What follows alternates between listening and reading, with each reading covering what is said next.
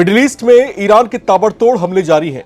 यहां पर जिस तरह के हालात अब दिखाई दे रहे हैं उसमें ऐसा ही लग रहा है कि ईरान पूरी तरीके से आर या पार के मूड में उतर चुका है। इजराइल और अमेरिका, इनको यह भ्रम था कि वो ईरान को बड़ी आसानी से अपने चंगुल में कस लेंगे, लेकिन ईरान ने इनके इस भ्रम को तोड़ करके रख दिया। ये जंग जो है इसकी अवधि 1 महीने से ज्यादा की हो चुकी है। दूसरे महीने में यह जंग प्रवेश कर चुका है, लेकिन इसकी जो भयावहता जो है, इसकी जो त्रासदी है, वो कहीं ना कहीं इस बात की तरफ इशारा कर रही है कि यह संघर्ष इतनी जल्दी, इतनी आसानी से शांत नहीं होगा। आखिर यह जंग कौन सा मोड़ ले रहा है? इन तमाम पहलुओं पर बातचीत करने के लिए हमारे साथ इस समय मौजूद हैं अशरफ जैदी साहब। ये जो है 15 सालों तक जो है ईरान में रहे हैं। तेहरान में इन्होंने रह करके वहां पर पढ़ाई की है, स्कॉलर हैं वहां के। इसके अलावा द लीडर्स मैगजीन के एडिटर इन चीफ भी हैं। इन तमाम पहलुओं पर आपसे हम बात करेंगे। सर, स्वागत है आपका। धन्यवाद जनाब, धन्यवाद, शुक्रिया बहुत बहुत। ईरान का जो संघर्ष है इस समय, सबसे पहला सवाल मैं आपसे यही लेना चाहूंगा कि आपको किस दिशा में जाता हुआ दिखाई दे रहा है? देखिए, ईरान और इसराइल अमेरिका की जो ये जंग है, जो वेस्ट एशिया को बहरहाल एक ऐसी स्टेज पर ले आई है कि जहां पर लोगों को इस जंग से मुतासिर किया जा रहा है और लोग, आम लोगों के ऊपर इसका असर अब देखने को मिल रहा है वाइड लेवल पर। वैसे तो पूरी दुनिया में इसका असर है। असल में अमेरिका और इसराइल ने इस जंग को शुरू किया एक मिसकैलकुलेशन के साथ, और उनका ये मिसकैलकुलेशन इसलिए था कि वो जो वेस्टर्न मीडिया प्रोपेगेंडा थे, उनकी बुनियादों पर ईरान को इन्होंने लिया और ईरान के खिलाफ इन्होंने एक युद्ध शुरू किया जो वॉर क्रिमिनल के जरिए शुरू किया गया। मसलन एक ऐसा वॉर के जो इलीगल है, एक ऐसा हमला कि जिसको इंटरनेशनल लॉज और इंटरनेशनल कानून के हिसाब से क्राइम शुमार किया जाता है। उन्होंने एक देश के ऊपर हमला किया, एक स्वतंत्र देश के ऊपर हमला किया, वहां के लीडर को कत्ल किया, और उस लीडर को कत्ल किया कि जो हमेशा पीस की बात करता था, जिसने अपने मुल्क को क्षमता होने के बावजूद न्यूक्लियर होने से मना किया, और उन्होंने यानी 60% इनरिच यूरेनियम के बावजूद मुल्क को रोके रखा कि वो बहरहाल किसी भी एटम बम बनाने की समत ना बढ़े, उसको कत्ल कर दिया। अब जब उसको कत्ल किया तो ईरान के जिसको मिसकैलकुलेट किया गया था, जिसको अंडर एस्टिमेट किया गया था, उन्होंने अपनी क्षमता के साथ इस को डिफेंड करना शुरू किया, और आज 1 महीने से ज्यादा होने जा रहा है। दुनिया हैरान है, परेशान है। अमेरिका के F-35 शिकार हो रहे हैं, गिर रहे हैं, और इसी तरह अमेरिका की कोई भी बेस इस पूरे रीजन के अंदर महफूज नहीं है, और न फकत उसकी मिलिट्री बेस बल्कि उसके जितने भी एसेट्स हैं, ईरान ने उनको चुन चुन कर मारना शुरू कर दिया है।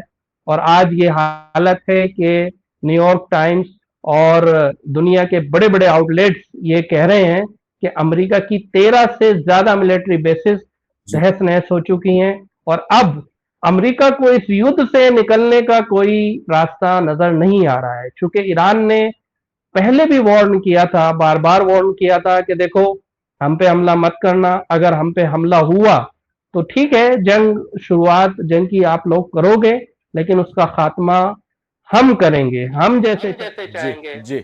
अच्छा, जैदी साहब यहाँ पर थोड़ा सा रोकना चाहूंगा आपको। ये जो है संघर्ष अभी नया संघर्ष नहीं है। पिछले साल हमने देखा था जब 12 दिनों की लड़ाई छिड़ी थी, उस दौरान दोनों सेनाएं आमने सामने आई थी। हालांकि उस समय प्रत्यक्ष तौर से जो है इजरायली आर्मी सामने थी और इजराइल और ईरान के बीच संघर्ष देखा गया था। इसमें बाद में अमेरिका भी कूद पड़ा हालांकि, लेकिन उस समय वो मामला ठंडा पड़ गया था। लेकिन अब इस बार जो 28 फरवरी को जो हुआ, जिस तरीके से संयुक्त तौर से एयर स्ट्राइक हुई और उसमें ईरान के सुप्रीम लीडर अली खामेनेई मारे गए, उसके बाद से तो ऐसा लग रहा है कि जैसे ईरान ने सर पर जो है कफन बांध लिया है पूरी तरीके से। अब क्या ही कर गुजरने को वो दिखाई दे रहा है। मैं आपसे जानना चाहता हूं, आप वहां पर, क्योंकि आप बता भी रहे हैं कि आप जो है 15 वर्षों तक वहां पर रह करके आए हैं, आप स्कॉलर भी हैं, तेहरान से आपने पढ़ाई की है, वहां की पॉलिटिक्स में भी आपकी सक्रियता रही है। थोड़ा सा मुझे आप ये बताइए कि अली खामेनेई किस तरह की फिगर थे ईरान में, और वहां की जनता के बीच में उनका क्या रुतबा था, और उनके चले जाने से, उनकी हत्या हो जाने पर जो है ईरान जिस तरीके से रिटेलिएट कर रहा है, ये आखिर कहीं जाके थमेगा या इसकी परिणति क्या हो सकती है, क्या लगता है आपको? देखिए, आयतुल्ला सैयद अली खामनेई एक ऐसी फिगर के ईरान के अंदर यकीनन वो सुप्रीम लीडर थे। वहाँ के लोगों की आस्थाएं उनके ऊपर कायम थी। लेकिन ईरान के अलावा दुनिया में फैली हुई करोड़ों की आबादी उनको ऊपर आस्था रखती थी, क्योंकि वो एक स्पिरिचुअल लीडर थे जिसको अमेरिका और इसराइल जैसे देश नहीं समझ सकते, और ना ही उन्होंने कभी समझने जी। की कोशिश की। दुनिया के मुख्तलिफ ममालिक में, मुख्तलिफ देशों में एक बहुत बड़ी आबादी ऐसी है कि जो जिनकी आस्थाएं उनके ऊपर थी, वो अपना स्पिरिचुअल लीडर उनको मानते थे। जैसे कैथोलिक फिरके के अंदर पॉप की हैसियत है, वही मुसलमानों के दरमियान उनकी हैसियत थी। उनको अपनी रोजमर्रा की जिंदगी में वो फॉलो करते थे। और जब वो चले गए, जब उनके ऊपर हमला हुआ, तो यकीनन इस बड़ी आबादी, दुनिया की बड़ी आबादी के लिए एक बहुत बड़ा दुख का समय था। एक दुख और दर्द उनके सीनों में है, आज भी है, और वो कभी भी अमेरिका और इसराइल के इस क्राइम को माफ नहीं करेंगे। लेकिन जो हैसियत उनकी ईरान के अंदर थी, देखिए, ईरान के इनकलाब इस्लामी जो 1979 में आया, वो उसके एक अहम रुकन थे।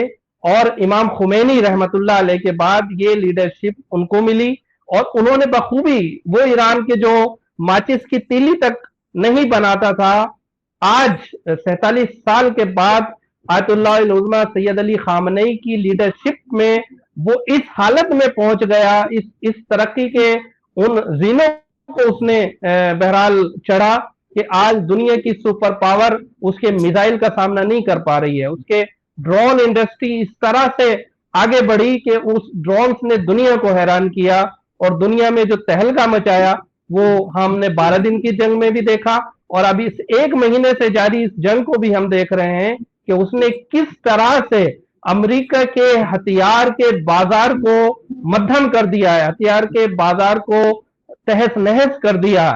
और वो मुकाबला कि जिसको लोग 2.5 दिन में या 3 दिन में या 7 दिन में निपटाना चाहते थे, आज एक महीने के बाद भी हम ये देख रहे हैं कि उनकी शहादत के बाद ईरान के जो निजाम के कमांडर्स थे, इस ममलकत और इस देश को चलाने वाली बड़ी बड़ी हस्तियों के कत्ल के बावजूद भी वहां की जनता की सपोर्ट से जो न्यू लीडरशिप है वो अपने पैरों पे खड़ी हुई है। और अमेरिका की हेजमनी का और वेस्ट के उस गुंडागर्दी का मुकाबला ये लोग अपना हुर्मुज में, स्टेट ऑफ हुर्मुज में कर रहे हैं, और उनको ये दिखा रहे हैं कि तुम्हारी ये हैसियत नहीं है कि तुम जिस मुल्क को चाहो उसको तहस नहस कर दो, जिस मुल्क को चाहो जाओ और उसकी रजीम को चेंज कर दो।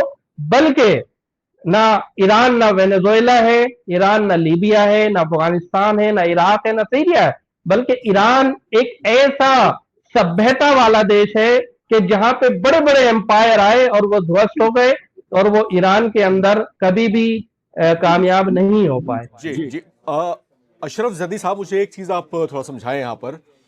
देखिए, ईरान में जो है गूगल नहीं चलता है, तो ईरान में क्या कुछ गतिविधियां हैं वहां पर, वहां का माइंडसेट क्या है, वहां की जनता क्या कुछ चीजें चाहती है, वो पॉइंट ऑफ व्यू ईरान का खुल करके सामने नहीं आ रहा। हम लोग जो चीजें पढ़ रहे हैं या फिर इंटरनेशनल मीडिया से जो चीजें, जो स्टफ हमको मिल पा रहा है, उसमें कहीं ना कहीं वो चीजें हैं जो अमेरिका प्रोजेक्ट करने की कोशिश कर रहा है। अब अमेरिका ये बोल रहा है कि वहां पर जो है एक बड़ी पॉपुलेशन, यानी जो कंसेंसस है ईरान का, वो अभी की जो इस्लामिक शासन व्यवस्था है ईरान की, पूरी तरीके से उसके खिलाफ है। अब आप जो है 15 वर्षों तक तेहरान में रहकर के आए हैं, आप जो है स्कॉलर हैं, ईरान की रग रग से आप वाकिफ हैं। मुझे आप ये बताएं कि क्या वाकई ईरान की जनता रिजीम चेंज करना चाहती है, जैसा कि तमाम रिपोर्ट्स में हम देख पा रहे हैं? देखिए, अगर ये रजीम चेंज करा सकते, और जैसा कि इन्होंने पिछले 47 ईयर्स पूरी कोशिश की कि किसी तरह अपने एजेंट्स के जरिए तेहरान के अंदर एक रिवोल्ट हो, काउंटर रिवोल्ट हो, और उसको में वहां की रजीम को चेंज कर दिया जाए। बहरहाल इन्होंने अनथक कोशिश की। 12 दिन की जंग से पहले इन्होंने कुछ वहां पे इस तरह के काम कराए कि जिससे जनता सड़कों पे आए। फिर इन्होंने जो देखिए एक सेक्शन का एक बहुत बड़ा पिंडारा है कि जो ईरान के ऊपर लागू किया, ऐसे सेक्शन जो दमतोड़ हैं। यकीनन ईरान की जनता उनको भुगत रही है। ईरान की जनता के ऊपर एक बड़ा बोझ है। ईरान की जनता उसको 47 साल से अमेरिका द्वारा लगाए गए सेक्शन को झेल रही है। बेरोजगारी भी है, महंगाई भी है, बहुत सारी चीजें ऐसी हैं कि जो इन सेक्शन की वजह से जी जी बहरहाल ईरान को नहीं मिल पाती हैं। इवन मेडिकल के हवाले से, मेडिकल यानी जो मेडिसिन हैं, जो हर शख्स का हक है कि वो हासिल करें इंटरनेशनल लॉज के चार्ट, यानी जो इंटरनेशनल इंस्टीट्यूशन हैं उनके मुताबिक, उन जो चार्टर्स बने हुए हैं उनके मुताबिक ईरान को मिलने चाहिए, वो भी ईरान के अंदर नहीं जा पाते अमेरिका की सैंक्शन की वजह से। और अमेरिका की जो जिस तरह की बहरहाल कोशिशें हैं कि ईरान को बिल्कुल खत्म कर दिया जाए, बहरहाल इन्होंने कोशिश की, बहुत सारी कोशिशें हुई और ये हमेशा नाकाम होते रहे। सबसे पहले ईरान के ऊपर इन्होंने 8 साल जंग थोपी जो सद्दाम द्वारा थी। सद्दाम को मोहरा बनाया गया और सद्दाम के पीछे ना फकत वेस्ट बल्कि ईस्ट की बहुत बड़ी बड़ी ताकतें लग गई कि ईरान को ध्वस्त कर दिया जाए। ये इनकलाब और इमाम खुमैनी की मूवमेंट उस वक्त बहुत कमजोर थी, नई एक मूवमेंट थी। हुकूमत भी सही से संभाल नहीं पाए थे कि इस पे इराक के द्वारा एक जंग को थोपा गया। 8 साल ईरानियों ने इस जंग को लड़ा और कामयाबी के साथ लड़ा और वो कामयाब हुए। उसके बाद इमाम खामनेई जैसा शख्स ने इस देश की कमान संभाली और उन्होंने ईरान को उस बुलंदी पर पहुंचाया कि सैंक्शन के बावजूद ये जी लोग जी जी आत्मनिर्भर बने। और आत्मनिर्भरता ऐसी कि इन्होंने वो तरक्की की डिफेंस के सेक्टर में, दूसरे मेडिकल सेक्टर में, एजुकेशनल सेक्टर में और भी नैनो टेक्नोलॉजी के सेक्टर में वो तरक्याती काम किए कि जो आज दुनिया को हैरान कर रहे हैं। दुनिया देखिए, ईरान की असल तस्वीर दुनिया तक नहीं पहुंच पाई क्योंकि जो वेस्टर्न मीडिया का जो एम्पायर है वो उसके जरिए ही दुनिया में खबरें आती हैं। ये आप भी मानते हैं, हम लोग भी मानते हैं। और वो एम्पायर हमेशा ईरान के खिलाफ सक्रिय रहा है, चाहे वो वेस्टर्न मीडिया एम्पायर हो या इन अरब देशों का, खाड़ी के जो देश आजकल ईरान की और इसराइल की जो जंग है इसकी जद में आ रहे, चाहे वो सऊदी हो, चाहे कतर हो या और देश हो। इनका एक मजहबी तौर पे एक तासुब ईरान से रहा और अमेरिका के साथ जो इनका एक अलाइनमेंट था कि जी ईरान जी को किसी भी तरीके से हमें आगे नहीं बढ़ने देना है। बहरहाल जी ये एक ईरान के खिलाफ एक नाइंसाफी होती रही और ईरान की वो तस्वीर जो दुनिया के सामने आनी चाहिए थी वो नहीं आ पाई। यही जी वजह है कि जो गलत नैरेटिव वेस्ट के अंदर कायम हुआ, उस गलत नैरेटिव को लेके इसराइल कामयाब हो गया ट्रंप को समझाने के लिए कि आप हमला किए और ईरान का खात्मा एक दो हमले में हम खत्म कर सकते हैं, उसका खात्मा कर सकते हैं। बहरहाल वो नैरेटिव धाराशायी हो गया और उन्होंने जी देखा है कि 30 दिन बाद भी वो अमेरिका के जो ये कोशिश करता था हमेशा कि इस ईरान के अंदर कू कराए, ईरान के अंदर सड़कों के ऊपर जनता को लेके आए, चाहे वो पेट्रो डॉलर की वजह से, मीडिया के प्रोपेगेंडे की वजह से। आज हम देख रहे हैं कि खुद अमेरिका के अंदर उसके 3,300 शहरों के अंदर लाखों की तादाद में लोग निकले हुए हैं और ट्रंप को हटाने की बात कर रहे हैं, ट्रंप को फायर करने की बात कर रहे हैं। और हम एक क्राउड वो है जो अमेरिका में देख रहे हैं और एक क्राउड वो है जो ईरान की सड़कों पे आयतुल्ला सैयद अली खामनेई शहीद की शहादत के बाद देखने को मिल रहा है। ये जी ईरान की सड़कों पे जो क्राउड है ये इस हालत में है कि उनका हर शहर मिसाइल की जद पर है, उनके हर शहर में धमाके हैं, उनका हर शहर के बहुत सारे स्कूल्स जो हैं कि जो 300 500 कुछ स्कूल हैं जो मैं रात देख रहा था, 590 के करीब ऐसे स्कूल हैं कि जिनके ऊपर डायरेक्ट हमला किया गया। अलबत्ता वहां पे इस तरह नहीं जैसे मीनाब पे पहले दिन जो इन्होंने हमला किया। मीनाब जी एक स्कूल था जिसके अंदर 170 के करीब बहरहाल बच्चियां कत्ल की गई और इन्होंने वो बड़ा क्राइम किया। उसके बाद इन्होंने मुसलसल स्कूल्स और हॉस्पिटल, एक ऐसा हॉस्पिटल तेहरान में जिसमें मैं खुद गया हूं कई मर्तबा, गांधी हॉस्पिटल के नाम से, गांधी जी के नाम से वहां एक हॉस्पिटल है कि जो बच्चों का हॉस्पिटल है, और वहां का बेहतरीन एक हॉस्पिटल, इसमें बेहतरीन फैसिलिटी है, उसको इन्होंने पहले ही दिन टारगेट किया और उसको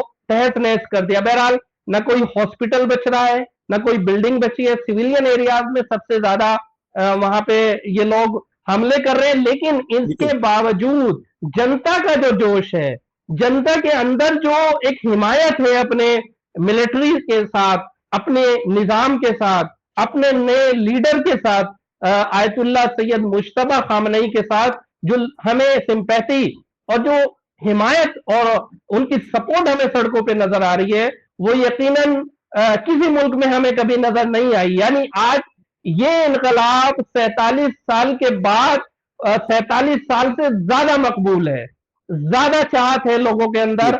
वो अमेरिका के जो गलत प्रोपेगेंडे की वजह से, जो वेस्टर्न मीडिया के प्रोपेगेंडे की वजह से दुनिया को ये दिखाने की कोशिश कर रहा था कि उसको रजीम कहते थे, जबकि ये रजीम लफ्ज ईरान की गवर्नमेंट के लिए मुनासिब नहीं है। वहां पे एक सिस्टम है, वहां पे एक गवर्नमेंट है कि जो लोगों की सपोर्ट के जरिए बनाई गई है। चाहे वहां के सुप्रीम लीडर हो, वो लोगों के जरिए चुने जाते हैं, चाहे वहां के और दीगर प्रेसिडेंट हो, पार्लियामेंट्री के जो मेंबर्स हैं, पार्लियामेंट के जो मेंबर्स हैं वो सब इलेक्शन के जरिए बहरहाल अपने ओहदों पे पहुंचते हैं। और यही देखा इनका जो, बहरहाल इनका जो कैलकुलेशन था वो ये था कि लीडर को कत्ल कर दो, उसके कुछ तो सत्ता सत्ता परिवर्तन के रास्ते जो है साफ हो जाएंगे, लेकिन लेकिन बहरहाल ऐसा, जी ऐसा ऐसा हुआ नहीं। आ जाते हैं, ये हमें देखने को मिल रहा है। ये वहां के निजाम और वहां के जो सिस्टम है, गवर्नमेंट का सिस्टम है,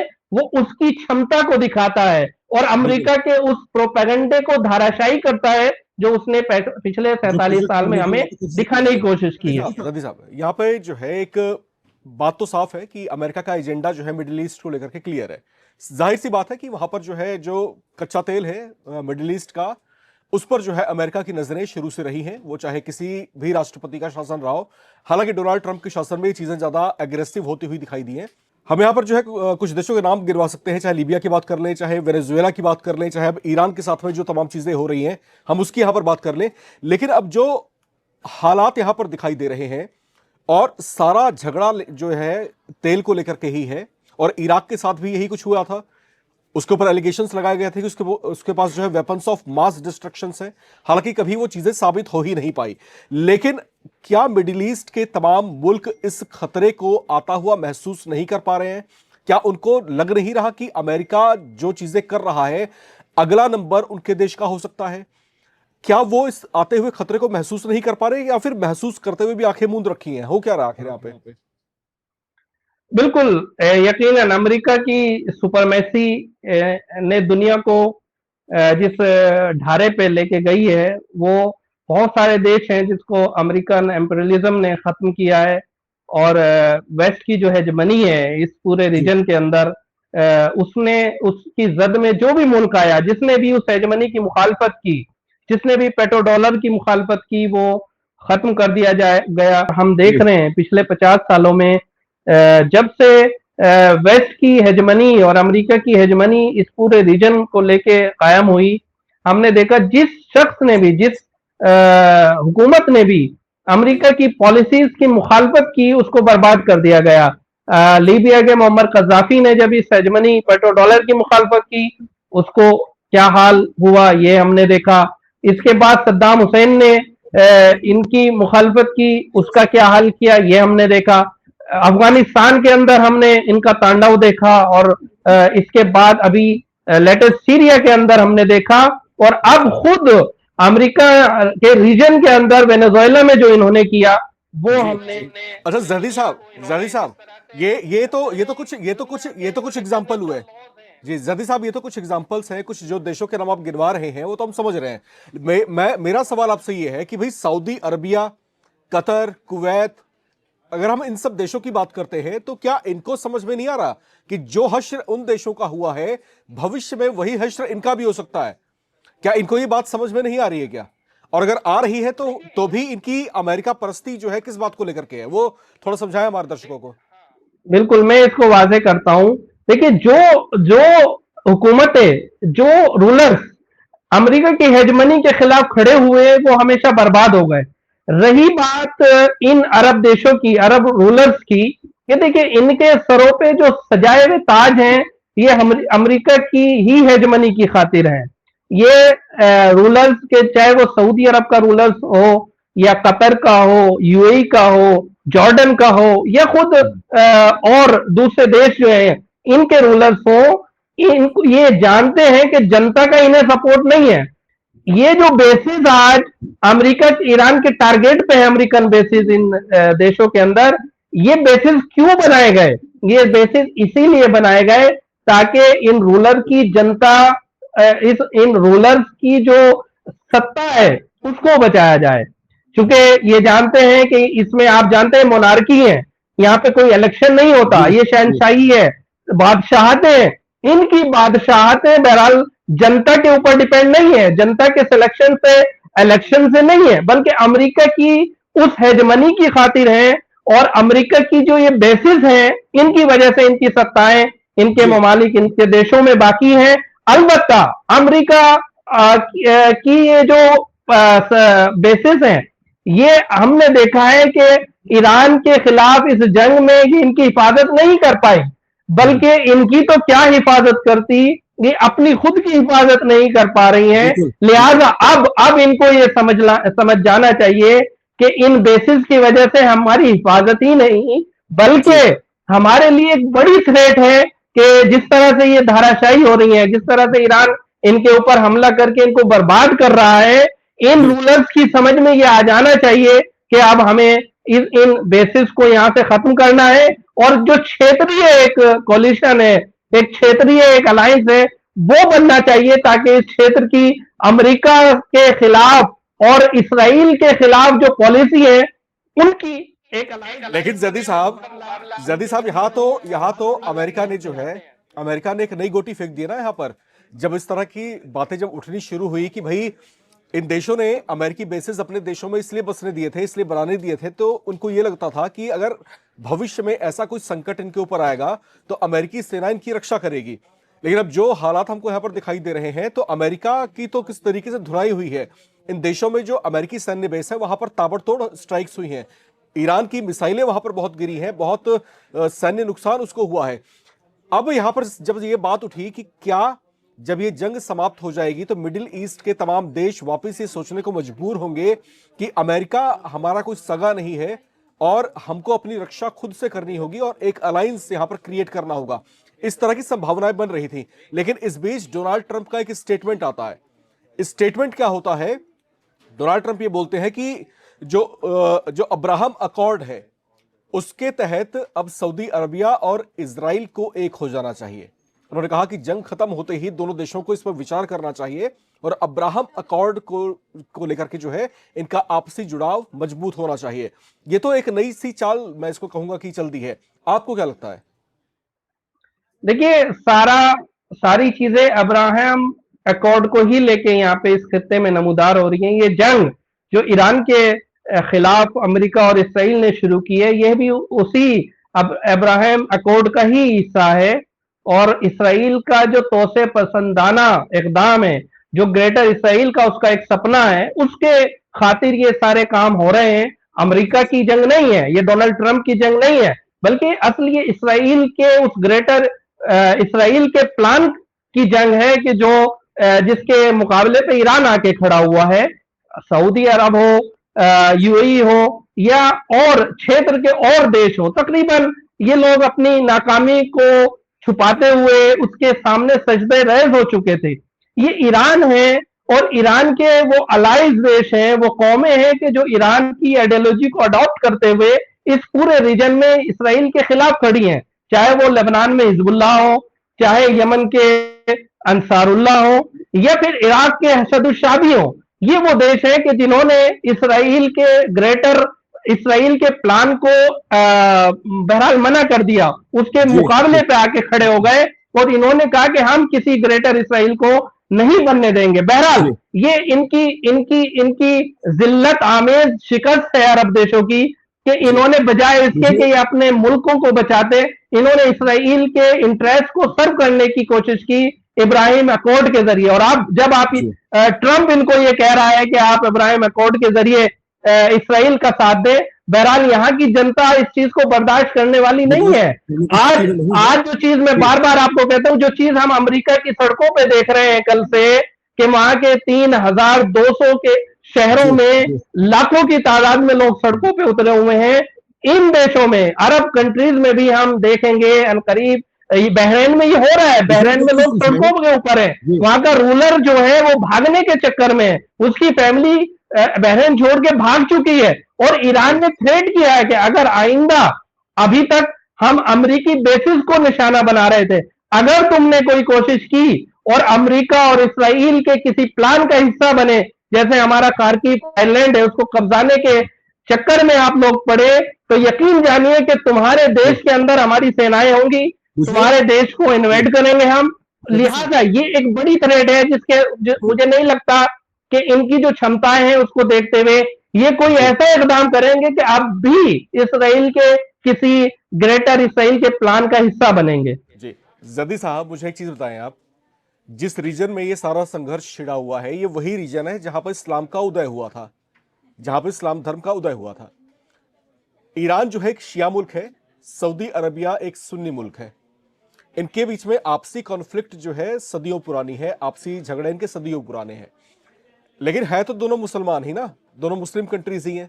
इनके आपसी जो है कुछ ताल्लुकात बिगड़े हो सकते हैं, कुछ डिस्प्यूट हो सकते हैं, लेकिन मुझे आप एक चीज समझाइए कि इजराइल की जब मैं बात करता हूं तो इजराइल तो एक यहूदी कंट्री है। जब हम मुस्लिम उम्माह की बात करते हैं तो कम से कम उस मुस्लिम उम्माह की बातों पर जो है कम से कम ईरान को और सऊदी अरबिया को एक हो जाना चाहिए। लेकिन सऊदी अरबिया की जब मैं बात करता हूं तो वो तो खड़ा है यहां पर इजराइल के साथ में। तो ये स्थितियां आखिर क्यों पनप रही हैं, क्यों ऐसी बन रही है, और ये मुस्लिम उम्माह क्यों यहां पर फेल हो जा रहा है? थोड़ा सा इस वाले एंगल से भी चर्चा हम शुरू करना चाहते हैं, थोड़ा बताएं हमें। देखिए, मुस्लिम उम्मा, ये जंग बहरहाल ईरान के खिलाफ जो छेड़ी हुई जंग है, ये किसी सुन्नी और शिया का तो झगड़ा है नहीं, ये एक अमेरिकन इंपीरियलिज्म के खिलाफ, न्यू इंपीरियलिज्म के खिलाफ ईरान की जंग है। और बेसिकली मैं आपको बताऊं, ईरान के खिलाफ जो खड़े हुए देश हैं, जो इस पूरे जंग का हिस्सा बने हुए हैं, वो एक तरीके से एपिस्टीन गैंग है की शक्ल में है। अब उस एपिस्टीन गैंग के अंदर सऊदी अरब का रूलर भी हो सकता है, यूएई का रूलर भी हो सकते हैं, कतर का रूलर भी हो सकता है, या फिर दूसरे जो जॉर्डन वगैरह है इसके देश, इनके रूलर्स भी शामिल हो सकते हैं। एपिस्टीन गैंग का हिस्सा बहरहाल कोई भी धर्म का आदमी हो, इसमें तो ये हो सकता है, मुमकिन है। बहरहाल ईरान और सऊदी के अंदर जो कॉन्फ्लिक्ट है वो असल लेके अमेरिका की हेजमनी को, ये सऊदी अमेरिका की हेजमनी को और उसके इंपीरियल निजाम को मानता है, उसके साम्राज्यवाद को के सामने घुटने टेक चुका है। चाहे सऊदी, जब मैं सऊदी की बात करता हूं तो उसके अंदर यूएई के निजाम भी शामिल है, उसके अंदर कतर भी शामिल है, उसके अंदर जॉर्डन भी शामिल है। जो बातें आप कह रहे हैं, देखिए जो बातें आप बता रहे हैं मैं भी समझता हूं, जो बातें आप बता रहे हैं मैं भी समझता हूं, आप भी समझते हैं, दर्शक भी समझते हैं। मेरा सवाल यहां पर यह है कि भाई अगर यही बात है कि वो अगर विस्तारवादी साम्राज्य को स्वीकार कर चुका है सऊदी अरब, तो ये जो इस्लामिक स्टेट्स की जो एक संगठन जो है ओआईसी, ठीक है, तो वो इसीलिए तो गठित हुई है कि भाई अगर कोई मुस्लिम देश के ऊपर अगर कोई इस तरह का संकट आता है तो ये इस्लामिक स्टेट्स मिलकर के उसके बचाव में, उसकी रक्षा में जो है कम से कम आवाज तो खड़ी कर सकते हैं। मुझे तो यहां पर वो भी दिखाई नहीं दे रहा, वो भी एकदम खत्म हो चुकी है चीजें। तो ऐसा क्यों है कि एक तरफ शिया देश ईरान है जो संकट में फंसा है, दूसरी तरफ तमाम जो है सुन्नी देश हैं जो इस समय साइलेंट है पूरी तरीके से। तो ये भाईचारा जो है वो इस समय यहां पर दिखाई क्यों नहीं दे रहा, खुल करके जो है अमेरिका का विरोध यहां पर क्यों नहीं दिखाई दे रहा? मैं आपसे ये जानना चाहता हूं। देखिए, ये सिर्फ ईरान के ऊपर होने वाले हमले पे ही खुश और खामोश नहीं है, बल्कि 2 साल से फिलिस्तीन की आवाम के ऊपर जिस तरह का जेनोसाइड इसराइल ने किया, ये वहां भी खामोश है। ये वहां पे तो कोई शिया नहीं है, वहां पे हिमास सुन्नी तंजीम है, ये वहां भी खामोश है। और दूसरे जो बशार अल असद कोई शिया नहीं था, वो भी सुन्नी था, ये वहां भी खामोश थे। असल में क्या है कि ये लोग अमेरिका की हेजमनी की खातिर, अमेरिका के इंटरेस्ट को सर्व करने की खातिर, न इनके पास कोई मुसलमान और इस्लाम नाम की कोई चीज है, और न ही इनके पास कोई हमियत और कोई इज्जत नफ्स है। ये लोग अपनी इज्जत को, अपनी आबरू को, अपने इस्लाम को, अपने मुसलमान होने को बेच जी चुके हैं उस गुलामी की खातिर जो अमेरिका ने इनके ऊपर थोपी है। मैं जी कहता हूं असल जंग इसी बात की है कि अगर उनके पास, मसलन अगर वो लोग सऊदी अरब के रूलर हैं, तो इसका मतलब ये नहीं है कि वो रिप्रेजेंट करते हैं उस इस्लाम को जो सऊदी अरब के अंदर है, या उस जी जी मुसलमान को जो सऊदी अरब के अंदर है। आज जो स्थिति है पूरे अरब रीजन की, वो इस तरह की है कि वहां की अवाम जब ईरान के हमले अमरीकी बेसिस पे होते हैं तो वो खुश होते हैं, वो वीडियोस बनाते हैं, वीडियो शेयर करते हैं। इसीलिए वहां पे जुर्म करार दिया गया है वीडियो बनाकर शेयर करना, क्योंकि वहां की अवाम खुश है कि जब ये बेसिस खत्म होंगी तो हमें आजादी मिलेगी अमेरिका के इम्परेशन जी से, जी अमेरिका के उस गुंडागर्दी से, उस दादागिरी से कि जो एक जमाने से हमारे ऊपर कायम है। देखिए, मसला सुन्नी शिया का या मसला उम्मत इस्लामी का नहीं है, मसला ये है, ये जंग ईरान जो है वो हर उस कौम की जंग लड़ रहा है, हर उस कौम की नुमाइंदगी कर रहा है, हर उस हुकूमत की नुमाइंदगी कर रहा है जो अमेरिका के इंपीरियलिज्म से ग्रस्त है, अमेरिका की गुंडागर्दी से परेशान है, जो अमेरिका की जी सुपरमेसी से परेशान है और आजादी के साथ जीना चाहते हैं। ये जंग ईरान उन तमाम आजाद देशों की खातिर, आजाद कौमों की खातिर लड़ रहा है कि जिनको दबाया गया,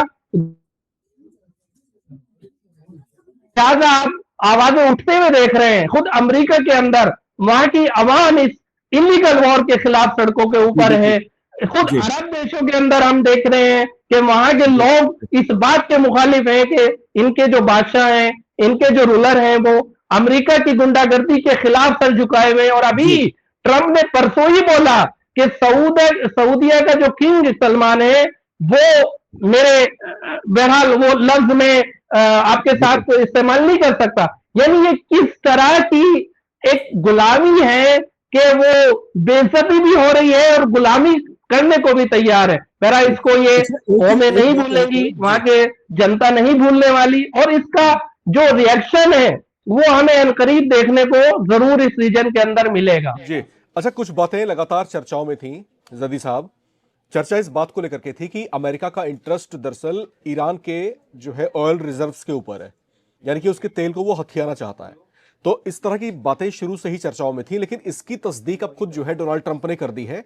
डोनाल्ड ट्रंप की तरफ से एक ताजा स्टेटमेंट आया है जिसमें उन्होंने साफ साफ ये कहा है कि ईरान का जो खर्ग आइलैंड है, जिसको उसका हर्ट कहा जाता है, जहां से 90% ऑयल का प्रोडक्शन वो करता है, उस खर्ग को हम हथियाना चाहते हैं, यानी कि उसके तेल पर हम कब्जे करना चाहते हैं। खुल्लम खुल्ला ऐसा बोल दिया उन्होंने, सीधा सपाट जो है अपनी मंशा उन्होंने जाहिर कर दी है। तो अब जबकि अमेरिका खुद ये अनाउंस कर चुका है कि मेरा इंटरेस्ट ये है कि ईरान का जो ऑयल रिजर्व है उसको मैं हथियाना चाहता हूं, तो अब तो सारी बात ही साफ हो गई ना। अब तो मिडिल ईस्ट देशों के सामने ये नजीर की तरह पेश हो गया। अब मिडिल ईस्ट के देशों को कम से कम अब आकर के ये सद्बुद्धि आनी चाहिए कि अमेरिका बारी बारी जो है मिडिल ईस्ट की कंट्रीज को निशाने बना रहा है ताकि उनके ऑयल रिजर्व्स के ऊपर या तो वो कब्जे कर ले, या फिर कब्जे अगर नहीं कर पाता है तो कम से कम वहां एक ऐसी रिजीम लेकर के आ जाए जो अमेरिका की गुलामी को स्वीकार करती हो, उसकी दासता को स्वीकार करती हो। यह मिडिल ईस्ट का भविष्य इस दिशा में है। आपका इसको लेकर क्या कहना है? देखिए, बहरहाल मैं तो यही कहूंगा कि बिल्ली के ख्वाब में छिछड़े नजर आते हैं, और ट्रंप तो पहले भी बहुत सारे प्लान लेके आए थे। वो रजीम, ईरान की जी रजीम चेंज करना चाहते हैं, उसके अंदर नाकाम हुए। वो ईरान को 2 दिन से 3 दिन के अंदर, दुनिया को उन्होंने ये एस्टिमेट दिया था कि हम 3 दिन के अंदर वहां की लीडरशिप को तहस नहस करके एक नई रजीम लेके आएंगे और ईरान के ऊपर हमारा कब्जा होगा। उसमें नाकाम हुए। वो चाहते थे, वो दुनिया के बहुत बड़े बड़े जहाज, बड़े बड़े एयरक्राफ्ट कैरियर लेके आए, इब्राहिम लिंकन जैसा, बहरहाल वो एयरक्राफ्ट कैरियर ईरान की तरफ आया है। अभी कह रहे हैं कि हमारे 3,000 फौजी रास्ते में वो पहुंचने वाले हैं। कभी कुछ कहते हैं, कभी कुछ कहते हैं। बहरहाल एक शख्स 2 दिन में एक दिन कुछ कहता है, दूसरे दिन कुछ कहता है। ऐसा नहीं है ट्रंप के बारे में। ट्रंप के बारे में यह है कि वो एक ही दिन में कई बार अपने स्टेटमेंट को बदलते हैं। देखिए, जी। ईरान जो कह रहा था वो साबित हो रहा है। हमें ये समझना होगा कि जिस तरह ईरान ने इस जंग को चलाया और जिस तरह इस जंग के कंट्रोल को ईरान ने हासिल किया है, ट्रंप के हाथ से बाजी निकल चुकी है इस क्षेत्र के अंदर। और ये पूरी दुनिया समझ रही है कि ऐसा नहीं है कि वेनेजुएला की तरह हो जाए, बल्कि मैं समझता हूं अमेरिकन सुपरमेसी को, अमेरिका की सुपरमेसी के गले को ईरान ने अपने हुर्म में दबा दिया है और ऐसा पकड़ा है कि अब उसकी सुपरमेसी और उसका इंपीरियलिज्म जो है वो पर्शियन गल्फ में डूबने जा रहा है। अभी ट्रंप ने परसों ऑफिशियली ये स्टेटमेंट दिया कि हमारे यूएस जेरल हेराल्ड के ऊपर 17 जावियों से हमले हुए, यानी 17 तरफ से हमले हुए और 2-3 हमने खा भी लिए। वो आउट ऑफ सर्विस है, उनका पता नहीं है वो 2 बड़े बड़े एयरक्राफ्ट गए कहां। ईरान ने ऐलान किया था कि हमने उनको हमला किया है, हमने उनको टारगेट किया है और हमने उनको आउट ऑफ सर्विस कर दिया है। वो बात आज साबित हो रही है। बहुत सी चीजें जो ईरान मुसलसल अपने बयानात में, अपने स्टेटमेंट में कह रहा है, वो साबित जरूर होंगी। ये ट्रंप की बातों पर अब मैं समझता हूं दुनिया का अक्लमंद आदमी भरोसा नहीं करता है, कोई भरोसा नहीं कर रहा है। ये अमेरिका का जो सुपरमेसी में सेकंड वर्ल्ड वार के बाद जो निजाम कायम हुआ था, उसकी सुपरमेसी में जो इंस्टीट्यूशंस बने थे, मैं समझता हूं उस अमेरिकन कॉलोनियलिज्म से दुनिया बाहर निकल चुकी है। वेस्ट एशिया एक नई तारीख रकम करने जा रहा है और अब जो रूल्स होंगे, अब जो नए कानून होंगे, वो उनके होंगे जो मुस्तजफ कौमें हैं, जो ऑप्रेस्ड पीपल हैं, जिनको सताया गया है। भारत जैसे देशों के बहरहाल ब्रिक्स का मैं समझता हूं एक बड़ा रोल आने वाली दुनिया में, चूंकि इंटरनेशनल जो इंस्टीट्यूशन है उन्होंने अपना महत्व खो दिया है इस जंग के ऊपर खामोश रहकर, गजा के ऊपर खामोश रहकर, या बहुत सारे ऐसे क्राइम हैं जो अमेरिका और इसराइल के द्वारा अंजाम दिए जा रहे हैं। दुनिया देख रही है, एक तमाशा है, लेकिन उसको रोकने वाला कोई नहीं है। मैं समझता हूं आने वाला जो दौर है वो अमेरिका की सुपरमेसी से आजाद होकर एक नए वर्ल्ड ऑर्डर की तरफ दुनिया बढ़ रही है, जिसको मल्टीपोलर वर्ल्ड हम कहते हैं। और उस मल्टीपोलर वर्ल्ड के अंदर बहरहाल हर देश आजाद होगा कि वो जिससे चाहे तेल खरीदे, जिसको चाहे अपनी दूसरी चीजें बेचे। ये अमेरिका की सुपरमेसी दुनिया में पर्शियन गल्फ में खत्म हो चुकी है। अब वो दौर खत्म हो चुका है कि अमेरिका डिक्टेट करता था हर देश को कि वो किससे क्या खरीदे। अब ये नया जमाना है और मैं समझता हूं अगर अभी भी उसी व्यवस्था में हम जीना चाहते हैं जो अमेरिका ने कायम की, अमेरिका की सुपरमेसी वाली, तो वो एक बहुत बड़ा गलती कर रहे हैं। वो स्ट्रेटेजिस्ट, वो मिलिट्री स्ट्रेटेजिस्ट, वो विशेषज्ञ जो ये नहीं समझ रहे, बदलते हुए वर्ल्ड ऑर्डर को नहीं समझ रहे हैं, मैं समझता हूं वो अपने फ्यूचर को बर्बाद कर रहे हैं। एक बड़ा जो तबका है वो आज भी मैं देख रहा हूं कि अमेरिका की ही सुपरमेसी के तहत जीना चाहता है, हमारे देश में भी और बाहर दुनिया में। बहरहाल उनको समझना होगा, उनको अक्ल आ जानी चाहिए कि वो अमेरिका जो अपनी बेसिस नहीं बचा पा रहा है, वो दूसरे देशों के अवाम को, दूसरे देशों के इंटरेस्ट को कैसे इस संघर्ष में काफी हद तक ये स्थितियां साफ भी हो चुकी हैं। और अगर हम हालिया स्थिति की बात कर लें तो ईरान जो है चारों तरफ से इस समय घिरता जा रहा है। 1 महीने की अवधि इस पूरे जंग को गुजर चुकी है, दूसरे महीने की शुरुआत हो चुकी है और अमेरिका को इस 1 महीने की जंग में बड़ी तगड़ी चोट भी लगी है, जिसके बाद एक बार फिर से अमेरिकी सेना इस रीजन में अपने आप को मजबूत कर रही है। फारस की खाड़ी में वहां पर जो है नए डेपुटेशंस हो रहे हैं। इसके अलावा मिडिल ईस्ट की अगर हम बात करते हैं तो वहां पर जितने भी अमेरिकी सैन्य बेस हैं वहां पर जो है सैनिकों की संख्या अमेरिका बढ़ा रहा है। हिंद महासागर की बात करें तो यहां पर डिएगो गार्सिया में जो है मिसाइलें तैनात कर दी गई हैं। किसी बहुत बड़े संकट का आभास यहां पर होने लगा है। ऐसा भी लग रहा है कि अमेरिका अब एक झटके में इस पूरे संघर्ष को खत्म करने की फिराक में है। लेकिन जो लग रहा है क्या वाकई होगा, यह एक बड़ा सवाल है, क्योंकि पिछले 1 महीने में ईरान ने जिस तरीके से धुलाई की है और जिस तरीके से अमेरिकी सेना इस पूरे गतिरोध में जो है कहीं ना कहीं बैकफुट पर भी दिखाई दी है। तो इससे कम से कम अमेरिका का यह भ्रम टूट गया कि ईरान को इतनी जल्दी वो दबा सकता था। और ईरान ने भी ये दिखा दिया कि उसकी सैन्य क्षमताएं कितनी जबरदस्त हैं, क्योंकि उसको लेकर के अब तक चर्चाएं यही थी कि उसके पास शॉर्ट रेंज मिसाइलें ही हैं जो ज्यादा से ज्यादा 1000, 1500 या 2000 किलोमीटर तक की मार कर सकते हैं। लेकिन जब हिंद महासागर में डिएगो गार्शिया में जो अमेरिकी सैन्य बेस है, जब वहां तक इसने निशाना साधा अपना, तो दुनिया के होश उड़ा दिए। यह पता चल गया कि ईरान जो है कितनी जबरदस्त क्षमताएं रखता है। और अमेरिका जैसी सेना से पिछले 1 महीनों से लगातार टक्कर देते रहना और उसको लोहे के चने चबवा देना इस तरीके से, तो यह भी कहीं ना कहीं एक आई ओपनर की तरह है। तो एक परसेप्शंस जो बना हुआ था, एक धारणा जो बनी हुई थी कि अमेरिका की सेना दुनिया की सबसे शक्तिशाली सेना और बहुत सारे देश इससे डरा करते थे, दबा करते थे। लेकिन ईरान के साथ इस संघर्ष के बाद, जैसा कि अशरफ जैदी साहब बता भी रहे थे, कि दुनिया भर के देशों की जो मनस्थिति है अमेरिका को लेकर, वो कहीं ना कहीं बदलती हुई दिखाई देगी। बहरहाल हालात संकटग्रस्त हैं और अगर ये जंग जल्दी नहीं थमती है तो इसका असर जो अब दुनिया भर के देशों में दिखाई देने लगा है वो विकराल रूप ले लेगा। बहुत से देश ऐसे हैं जिनकी अर्थव्यवस्था डैमेज हो सकती है, क्रैश हो सकती है। तो ऐसे हालात में अब जरूरत इस बात की भी है कि ये जंग जल्दी थम जाए, ये जंग जल्दी शांत हो जाए। बहरहाल इस चर्चा परिचर्चा में आप भी शामिल हो सकते हैं अपनी कमेंट्स के जरिए। जो आप अगर जो है अपनी कोई राय रखते हैं तो वो कमेंट बॉक्स में जरूर करें। बहरहाल अशरफ जैदी साहब हमारे साथ जुड़े थे, आपका बहुत बहुत शुक्रिया और आप देखते रहें नवभारत टाइम्स।